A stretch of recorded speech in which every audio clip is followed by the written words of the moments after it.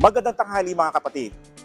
Naging mainit na usapin sa budget hearing ng Office of the Vice President ang hiningi nilang 10 milyong pisong pondo para sa paglimbag ng librong Isang Kaibigan. Nagkasagutan pa nga si Vice President Sara Duterte at Senadora Riza Hontiveros habang nasa pagdinig. Pero kung kayo ang tatanungin ano ba dapat ang katangian ng isang tunay na kaibigan, samahan niyo ako at magtatanong tayo dito. Hindi nang iiwan. Charot lang. Ano, dapat? Maging magkait. Dapat may respeto. Tapat at hindi humihingi ng kapalit at alam ang mali sa tama. Unang-una, honest, tsaka yung hindi ka iiwan.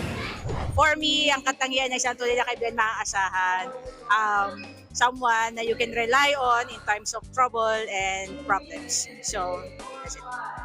Ako ang inyong hani ng bayan, ang tunay at nag-iisang pantanggal umay sa pananghalian.